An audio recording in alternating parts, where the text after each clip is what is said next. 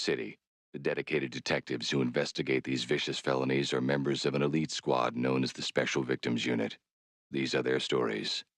Can you state your name for the record? Donald Harvey.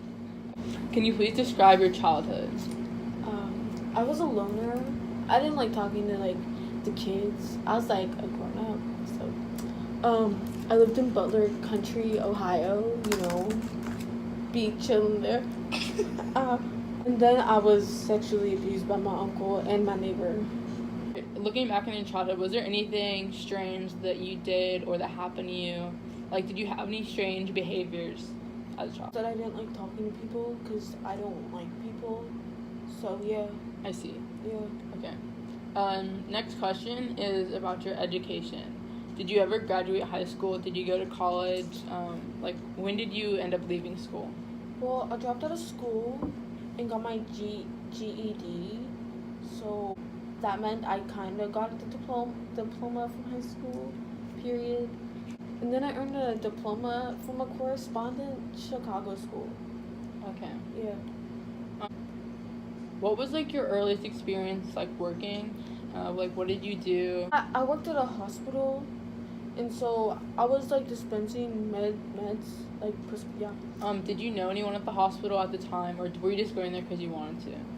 My grandpa, he was sick, so I went to go visit him, like a good grandson, I inserted catheters, and I just took care of other personal and medical needs for people. Prior to the murders, how was your family life and your social life? Did you go out a lot? Did you have a significant other, any children? What were your friends like? I didn't hang out with people a lot because I didn't like them and stayed before. But I fell in love with a man named James. This is my boy, Rip. People became a threat to him, so I tried killing them, and I was a threat to my friends, so they stopped liking me. Yeah, and I went on sprees where I unleashed my inner demon. Yeah. Related to what you just said, can you explain the first time you killed somebody? When I was in the hospital, there was this one guy that I smothered with a pillow and plastic, so. Do you know who it was? I think his name was Logan Evans.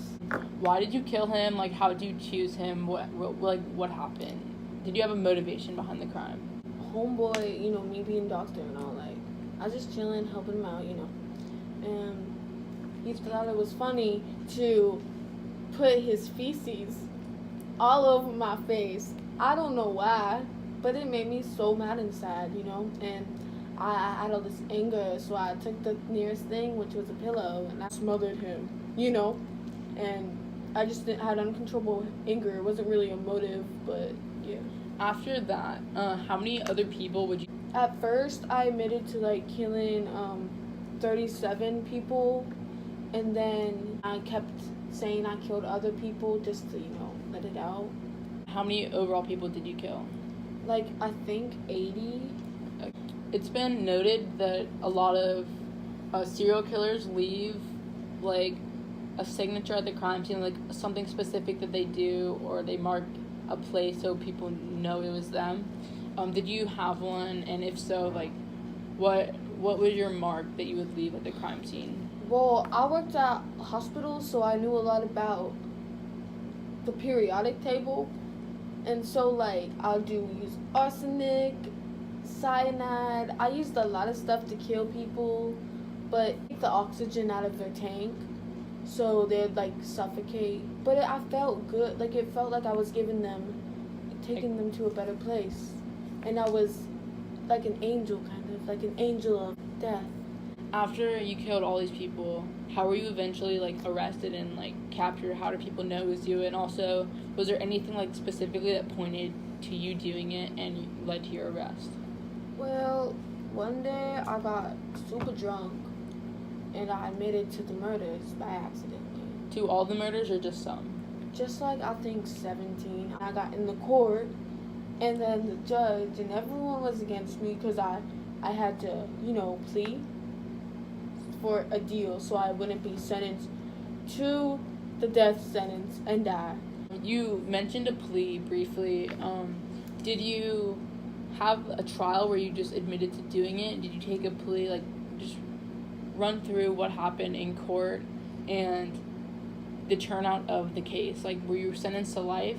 Did you receive the death penalty? Just explain to me really quick just how it happened. So basically, originally, all my employers and family got put to a lie detector test, and I was supposed to too, but like I didn't go because I was sick.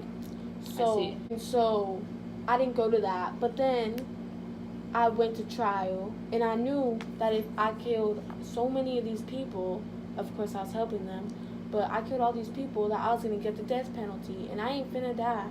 And so then I was like, I'll just agree to plead guilty. And I pleaded guilty again, like I said earlier, to like 37 people first, and then I admitted to killing 17 more, and then I kept doing that. Then I got sentenced to 8 life terms plus 20 years in prison.